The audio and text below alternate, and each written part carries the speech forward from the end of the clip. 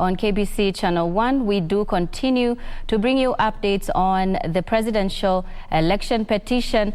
hearing that has been going on for days. We do have our colleagues, my colleagues who are on standby on the other side to bring us an update of day 3. Sarafina Robi, kindly update us. What is the latest from the Supreme Court?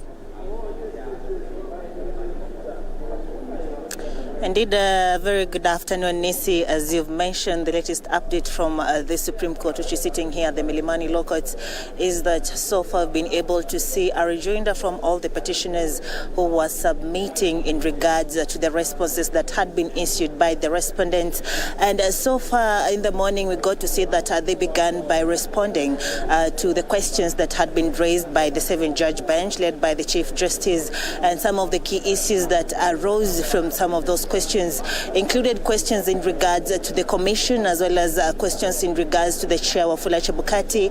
whether he had the powers to make a decision to declare the results without the involvement of the other commissioners, where we've been able to see the Independent Electoral and Boundaries Commission, as well as members from the Independent Electoral and Boundaries Commission coming out to say that this is protected in the regulations,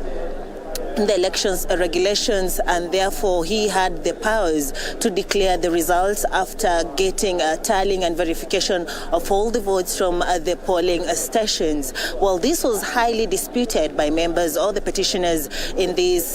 petition, the presidential election petition, whereby they dispute saying that according to Article 138(3)(c) of the Constitution does not mandate the chair to make a decision or to just tally and verify results, but that is a mandate that is given to the whole commission. Therefore, all the other commissioners were supposed to be involved in this, and the 4 commissioners who were left out, including who are the deputy chair, Juliana Cherera, and the other 3 were left out, should have been involved before the results were declared. He was also questioned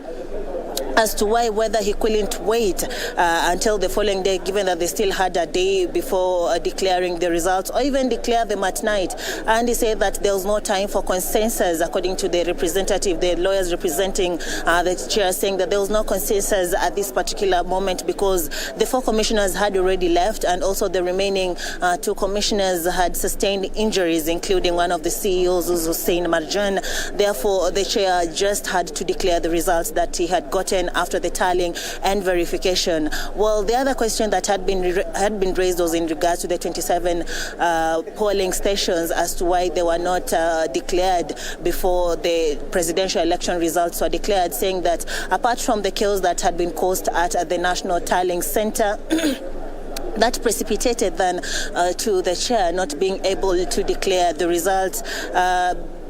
There was no time for that. That's why then the 27 polling stations, the results from the 27 polling stations were not declared. The other issue that arose was a question that was asked to one of the lawyers of the IEBC, who is Mahat Somani. He was asked about the discrepancy noted about 33,000 votes between the governor and the presidential results, saying that that's not far from the truth, because what is right is about 24,000 votes. And also he got to explain about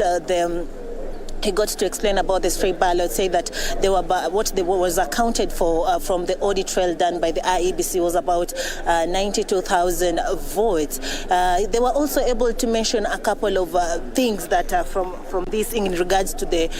photos were transmitted from the polling stations, the polling centers to the National Tallying Center through the Kimski, but they had been questioned as to why these were transmitted in a format that is not in the regulations as to how the results were supposed to be transmitted. The other side, the petitioners arguing that what is required is that a photo is supposed to be taken still in colored form and transmitted in JPEG, but what is being noted from what was transmitted is that the photos are actually in PDF format instead of the JPEG. And this also we're able to see one of the lawyers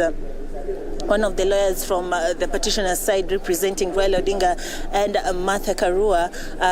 Julie Soweto, getting to even make a live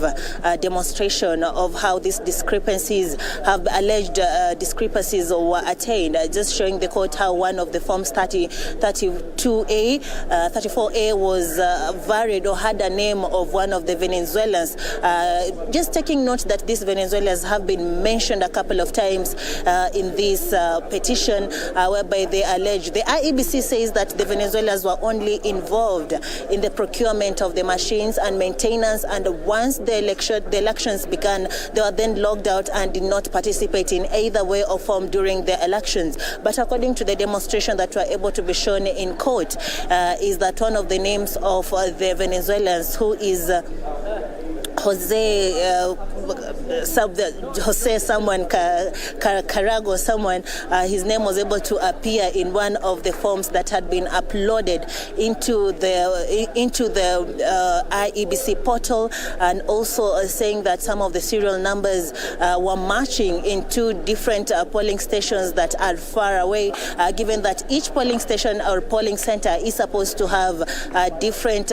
KIMS kit with a different serial number. Well, these are just some of the discrepancies that were noted by the petitioners. They were also given time to get to do a rejoinder, all of them actually, from Raila Odinga and Martha Karua, as well as the other petitioners. So we are already done with the petitioners' rejoinder in this petition. What we expect now in the next 1 hour, when the court sits again, is that we'll get to hear the side We'll get to hear the side of the respondents, and thereafter we'll get also responses in regards to a report done due to the scrutiny of the equipment that were used during the electioneering period. So that's what is happening here, Nisi, and after an hour they're going to come back and continue with the sitting. As the Chief Justice had noted, is that they were expecting to get to finish this process by midday today, but that was not possible. So we expect maybe this will end by the end of day today before they retreat to go and write their judgment, given that they're expected to render their judgment by Monday, which will be on 5th.